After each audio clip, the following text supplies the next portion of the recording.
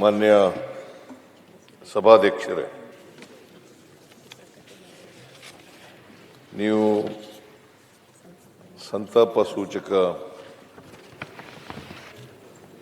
ನಿರ್ಣಯವನ್ನು ಮಂಡಿಸಿ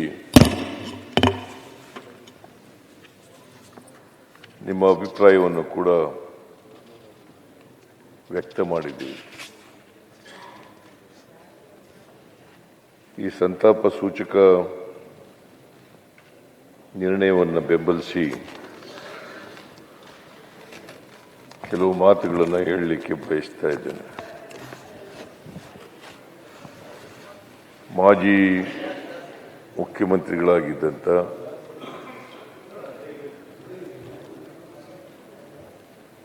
ಎಸ್.ಎಂ. ಕೃಷ್ಣ ಅವರು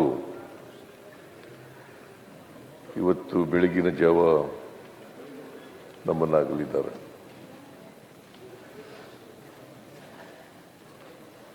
ಅವಳು ಒಬ್ಬ ನೀವು ಹೇಳದಂತೆ ಒಬ್ಬ ಮುತ್ಸದ್ದಿ ರಾಜಕಾರಣಿಯಾಗಿದ್ದರು. ದೂರದೃಷ್ಟಿ ಉಳ್ಳವರಾಗಿದ್ದರು.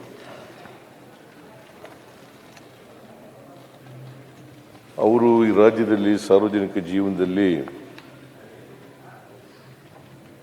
ಬಹಳ ದೀರ್ಘಕಾಲ ರಾಜಕಾರಣ ಮಾಡಿದ್ದಾರೆ.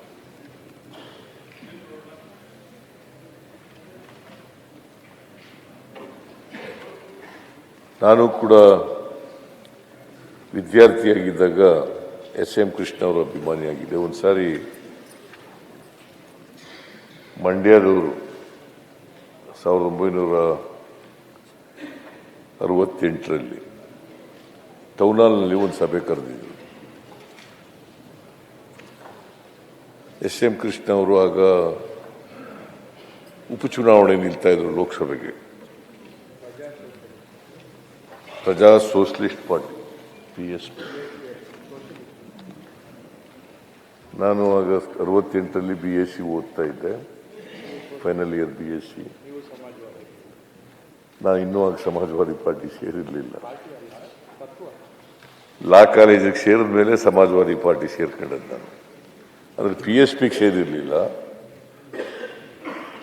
SSPಗೆ ಸೇರ್ಕೊಂಡಿದ್ದೆ. ಲೋಹಿಯಾ ಅವ್ರ ಪಾರ್ಟಿಗೆ ಸೇರ್ಕೊಂಡಿದ್ದೆ. ಇವರು 68ರಲ್ಲಿ ಟೌನ್ ಹಾಲ್ನಲ್ಲಿ, ಮೈಸೂರಿನ ಟೌನ್ ಹಾಲ್ನಲ್ಲಿ ಒಂದು ಮಂಡ್ಯ ವಿದ್ಯಾರ್ಥಿಗಳ ಒಕ್ಕೂಟದ ಸಂಘದವರು ಒಂದು ಸಭೆ ಕರೆದಿದ್ರು. ಆ ಸಭೆಯಲ್ಲಿ ನಾನು ಕೂಡ ಭಾಗಿಯಾಗಿದ್ದೆ. ಇವ್ರನ್ನ ಕ್ಯಾಂಡಿಡೇಟ್ ಅಂತೇಳಿ ಡಿಕ್ಲೇರ್ ಆಗಿತ್ತು. ಇವರೇ ಚುನಾವಣೆ ನಿಂತುಕೊಳ್ಳೋದು, ಲೋಕಸಭೆಗೆ ಉಪಚುನಾವಣೆ ಅದೊಂದು. ಆ ಚುನಾವಣೆ ನಿಂತುಕೊಳ್ಳೋದು ಅಂತಾಗಿದ್ರು. ಆಗ ವಿದ್ಯಾರ್ಥಿಗಳೆಲ್ಲ ನಾವೆಲ್ಲರೂ ಕೂಡ ಎಸ್.ಎಂ. ಕೃಷ್ಣ ಅವರಿಗೆ, ಮಂಡ್ಯ ಜಿಲ್ಲಾ ವಿದ್ಯಾರ್ಥಿ ಬಳಗ ಮತ್ತು ನಾವೆಲ್ಲ ಮೈಸೂರಿನವರು, ನಾವೆಲ್ಲರೂ ಕೂಡ ಬೆಂಬಲಿಸಿದ್ರು.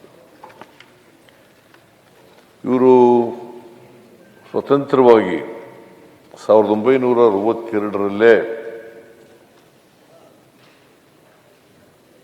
ವಿಧಾನಸಭೆಗೆ ಸ್ಪರ್ಧೆ ಮಾಡಿದರು. ಸ್ವತಂತ್ರ ಅಭ್ಯರ್ಥಿಯಾಗಿ ಸ್ಪರ್ಧೆ ಮಾಡಿದರು 62ರಲ್ಲಿ.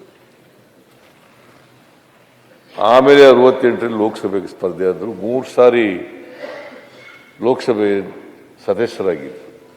ಬಹುಶಃ ಕರ್ನಾಟಕದ ಇತಿಹಾಸದಲ್ಲಿ ನನಗೆ ಗೊತ್ತಿರೋ ಮಟ್ಟಿಗೆ ವಿಧಾನಸಭೆ, ವಿಧಾನ ಪರಿಷತ್ತು, ಚಂದ್ರೇಗೌಡರು ವಿಧಾನ ಪರಿಷತ್ತು ಆಗಿದ್ರು, ವಿಧಾನಸಭೆಗೂ ಆಗಿದ್ರು, ಲೋಕಸಭಾ, ರಾಜ್ಯಸಭಾ ಆಗಿದ್ರು. 4 ಸದನಗಳ ಸದಸ್ಯರಾಗಿದ್ದವರು ಬಹುಶಃ ಎಸ್.ಎಂ. ಕೃಷ್ಣ ಅವರೊಬ್ಬರು, ಚಂದ್ರೇಗೌಡರು ಒಬ್ಬರು.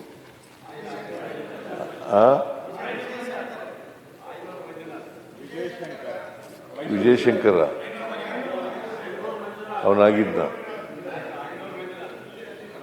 ರಾಜ್ಯಸಭಾ ಆಗಿರ್ಲಿಲ್ಲ ಅವನು. ವಿಧಾನ ಪರಿಷತ್ಗಾಗಿದ್ದ, ವಿಧಾನಸಭೆಗಾಗಿದ್ದ, ರಾಜ್ಯಸಭೆಗಾಗಿರ್ಲಿಲ್ಲ. ಆಗಿದ್ರು ಸರ್. ಯಾರು ನನಗೆ ಗೊತ್ತಿರೋ ಮಟ್ಟಿಗೆ ಆಗಿಲ್ಲಪ್ಪ.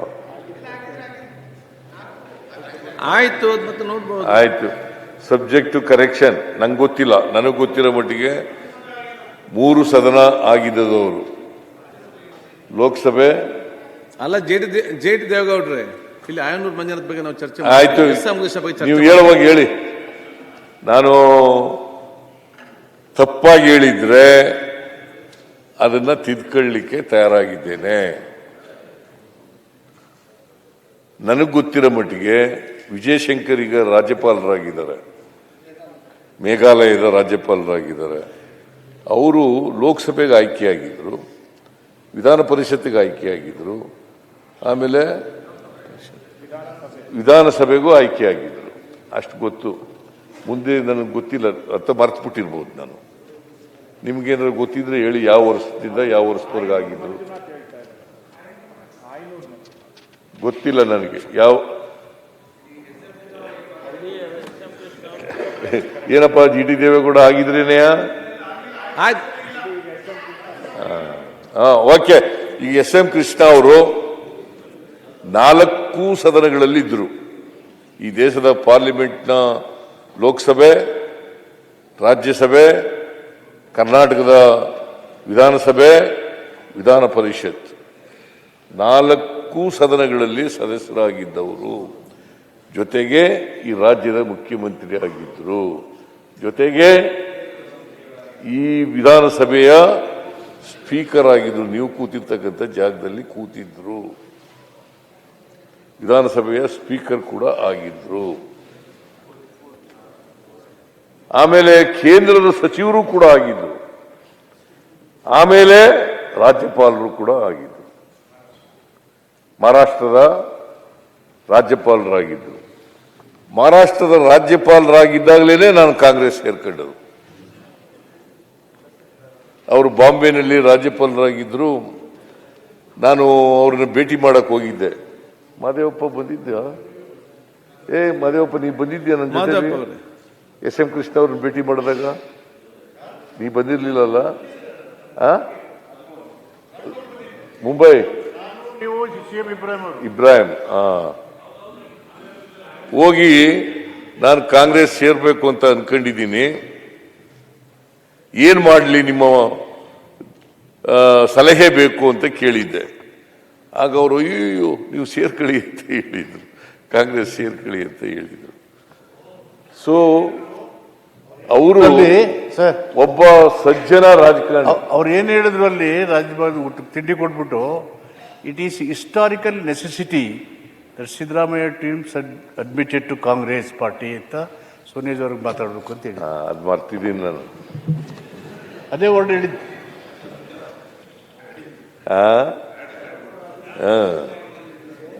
ಸ್ವಲ್ಪ ಇನ್ನೊಂದು ಸ್ವಲ್ಪ ಉಪ್ಪು ಖಾರ ಹಾಕಿ ಹೇಳ್ತಾ ಇದ್ದಾರೆ ಅವರು. ಏನೇ ಆಗಲಿ ಮಾನ್ಯ ಅಧ್ಯಕ್ಷರೇ, ನಾನು, ಇಬ್ರಾಹಿಮು, ಮಾದೇವಪ್ಪ ನಾವೆಲ್ಲ ಹೋಗಿದ್ದೆವು ಮುಂಬೈಗೆ. ನನಗೆ ಕಾಂಗ್ರೆಸ್ ಸೇರ್ಕೋಬೇಕು ಅಂತ ತೀರ್ಮಾನ ಆದಮೇಲೆ ನಾವೆಲ್ಲ ತೀರ್ಮಾನ ಮಾಡಿದ್ವಿ. ನಾವೆಲ್ಲ ಮಾದೇವಪ್ಪ, ನಾನು, ಇಬ್ರಾಹಿಮು, ಇವನು ಇವನು ಅಂತವನು ಮಾದೇವಪ್ಪ ಇಲ್ಲ, ಅಲ್ಲ ಮಾದೇವ ಪ್ರಸಾದ್ ಇಲ್ಲ, ಇವನು ಸತೀಶ್ ಜಾರಕಿಹೊಳಿ, BR ಪಾಟೀಲ್, ಆಮೇಲೆ ಕೃಷ್ಣಮೂರ್ತಿ, ಕಡೂರು ಕೃಷ್ಣಮೂರ್ತಿ, ಆಮೇಲೆ ಸೋಮಶೇಖರ್, ಮಹಾದೇವ್, ನಮ್ಮ ಮಂಚನಹಳ್ಳಿ ಮಹಾದೇವ್, ಇವರೆಲ್ಲ ಒಂದು ಗುಂಪಾಗಿ ನಾವು AK ಸುಬ್ಬಯ್ಯನವರು ನಾವೆಲ್ಲ ಕಾಂಗ್ರೆಸ್ ಸೇರಬೇಕು ಅಂತ ತೀರ್ಮಾನ ಆಯ್ತು. ಆಗ ಇವ್ರನ್ನ ಭೇಟಿ ಮಾಡೋಣ ಅಂತ ಮಹಾದೇವಪ್ಪನೋ ಇಬ್ರಾಹಿಮ ಸಲಹೆ ಕೊಟ್ಟಿದ್ರು. ಅಲ್ಲ ನೀನೇನಾ? ವೆಂಕಟೇಶ್ನು ಇದ್ದ ನಮ್ಮ ಜೊತೆಗೆ.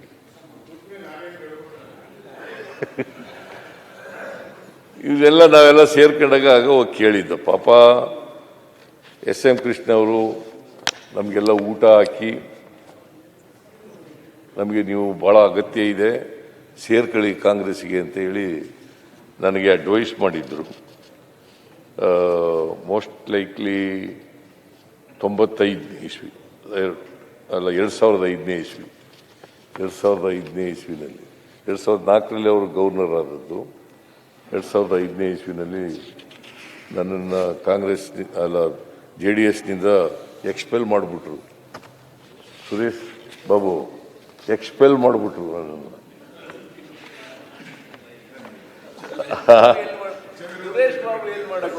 ಇಲ್ಲ ಸುರೇಶ್ ಬಾಬು ಪಾಪ ಈಗಲೂ ಸ್ನೇಹಿತನೇ, ಮುಂದಿನೂ ಸ್ನೇಹಿತನೇ, ಇನ್ನೇನು ಸ್ನೇಹಿತನೇ, ಯಾವಾಗಲೂ ಸ್ನೇಹಿತನೇ. ಎಕ್ಸ್ಪೆಲ್ ಮಾಡಿದ್ರು. ಆಗ ನಾವೆಲ್ಲ ಅಹಿಂದ ಸಂಘಟನೆ ಮಾಡ್ತಾ ಇದ್ದೋ. ಆಮೇಲೆ ಕಾಂಗ್ರೆಸ್ ಸೇರಬೇಕು ಅಂತ ತೀರ್ಮಾನ ಮಾಡಿದ್ರು. SM ಕೃಷ್ಣ ಅವ್ರನ್ನ ಭೇಟಿ ಮಾಡಿದ್ದು. SM ಕೃಷ್ಣ ಅವರು ಸೇರ್ಕೊಳ್ಳಿ ಅಂತೇಳಿ, ಅಗತ್ಯ ಇದೆ ಸೇರ್ಕೊಳ್ಳಿ ಕಾಂಗ್ರೆಸ್ ಪಾರ್ಟಿಗೆ ಅಂತ ಹೇಳಿದ್ರು. ಆಮೇಲೆ ಸೇರ್ಕೊಂಡಾಯಿತು. ಅದಾದಮೇಲೆ ವಿಧಾನಸಭಾ ಅಧ್ಯಕ್ಷರಾಗಿ ಕೂಡ ಒಳ್ಳೆ ಕೆಲಸ ಮಾಡಿದ್ರು, ಮುಖ್ಯಮಂತ್ರಿಯಾಗಿ ಕೂಡ ಒಳ್ಳೆ ಕೆಲಸ ಮಾಡಿದ್ರು, ಲೋಕಸಭಾ ಸದಸ್ಯರಾಗಿ ಕೂಡ ಒಳ್ಳೆ ಕೆಲಸ, ಒಳ್ಳೆ ವಾಗ್ಮಿ ಕೂಡ, ಸಂಸದೀಯ ಪಟು, ಒಳ್ಳೆ ವಾಗ್ಮಿ, ಸಂಸದೀಯ ಪಟು, ಬಹಳ ದೀರ್ಘವಾದಂಥ ಅನುಭವ ಇತ್ತು. ಮತ್ತೆ ಯಾರ ಮೇಲೂ ದ್ವೇಷದ ರಾಜಕಾರಣ ಮಾಡ್ತಾ ಇರಲಿಲ್ಲ, ಸೇಡನ್ ರಾಜಕಾರಣ ಮಾಡ್ತಾ ಇರಲಿಲ್ಲ. ಎಲ್ಲರನ್ನೂ ಪ್ರೀತಿಸ್ತಿದ್ರು, ಎಲ್ಲರನ್ನೂ ಗೌರವಿಸ್ತಿದ್ರು ಅಂತಕ್ಕಂಥದ್ದು.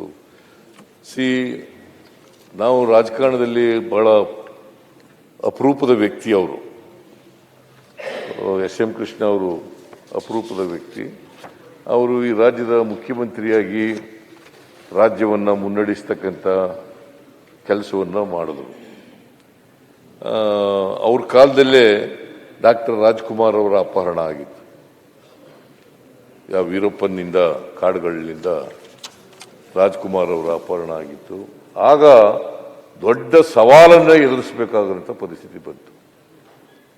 ಯಾಕಂತಂದ್ರೆ ರಾಜ್ಕುಮಾರ್ ಅವರು ಇಡೀ ರಾಜ್ಯದ ಜನರ ಅಭಿಮಾನವನ್ನು ಗಳಿಸಿದಂಥವರು.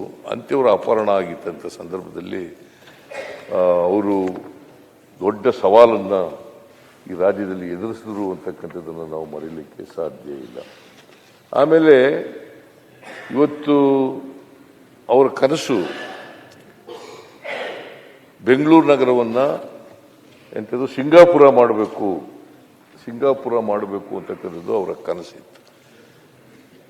ಅವ್ರ ಕನಸು ನನಸಾಗಲಿಲ್ಲ ಅಂತಕ್ಕಂಥದ್ದು ಬೇರೆ ವಿಚಾರ.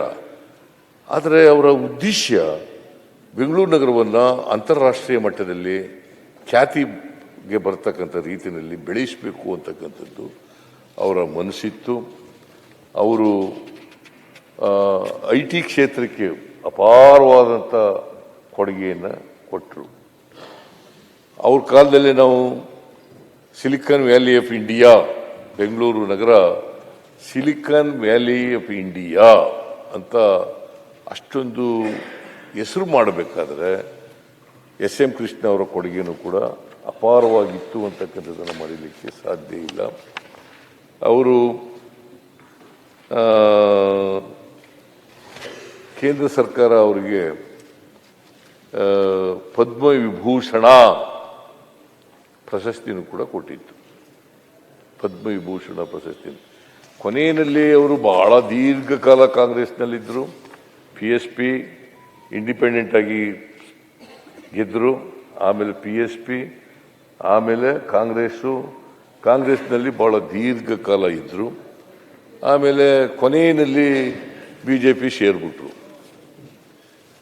BJP ಅವರು ಕೊನೆಯಲ್ಲಿ ಆಮೇಲೆ ಕಳೆದ 1 ವರ್ಷ ಆಯಿತು ಅನ್ನೋ ಕಾಣಿಸುತ್ತೆ, ಸಕ್ರಿಯ ರಾಜಕಾರಣದಿಂದ ನಿವೃತ್ತಿಯಾಗಿದ್ದೀನಿ ಅಂತ ಘೋಷಣೆ ಮಾಡಿದ್ರು. ಸಕ್ರಿಯ ರಾಜಕಾರಣದಿಂದ ನಿವೃತ್ತಿಯಾಗಿದ್ದೀನಿ ಅಂತ ಘೋಷಣೆ ಮಾಡಿ 92 ವರ್ಷಗಳ ಕಾಲ ಬದುಕಿ 93ನೇ ವರ್ಷಕ್ಕೆ ಕಾಲಿಟ್ಟಿದ್ರು. ಸೊ ಎಲ್ಲಕ್ಕಿಂತ ಬಹಳ ಮುಖ್ಯವಾಗಿ ಅವರನ್ನು ಸ್ಮರಿಸ್ಕೋಬೇಕಾಗಿರ್ತಕ್ಕಂಥದ್ದು, ಅವ್ರ ಬಗ್ಗೆ ಹೇಳಬೇಕಾಗಿರ್ತಕ್ಕಂಥದ್ದು, ಅತ್ಯಂತ ಸಜ್ಜನ ರಾಜಕಾರಣಿ, ಮುತ್ಸದ್ದಿ ರಾಜಕಾರಣಿ, ಒಬ್ಬ ದಕ್ಷ ಆಡಳಿತಗಾರ. ಇದನ್ನ ಇಷ್ಟು ಹೇಳಲಿಕ್ಕೆ ನಾನು ಬಯಸ್ತಾ ಇದ್ದೇನೆ. ಅಂತ್ಯವರು ನಮ್ಮನ್ನು ಅಗಲಿದ್ದಾರೆ. ಅವರ ಆತ್ಮಕ್ಕೆ ಚಿರಶಾಂತಿ ದೊರಕಲಿ ಅಂತೇಳಿ ನಾನು ಪ್ರಾರ್ಥನೆಯನ್ನು ಮಾಡ್ತೇನೆ. ಅವರ ಕುಟುಂಬ ವರ್ಗದವರಿಗೆ ಅವರ ಸಾವಿನ ದುಃಖವನ್ನು, ಅವರ ಅಭಿಮಾನಿಗಳಿಗೆ, ಅವರ ಸ್ನೇಹಿತರಿಗೆ ಅವರ ಸಾವಿನ ದುಃಖವನ್ನು ಭರಿಸ್ತಕ್ಕಂಥ ಶಕ್ತಿ ಕೊಡಲಿ ಅಂತೇಳಿ ಪ್ರಾರ್ಥನೆ ಮಾಡಿ ನಿಮ್ಮ ನಿರ್ಣಯವನ್ನು ಬೆಂಬಲಿಸಿ ನನ್ನ ಮಾತುಗಳನ್ನು ಮುಗಿಸ್ತೇನೆ.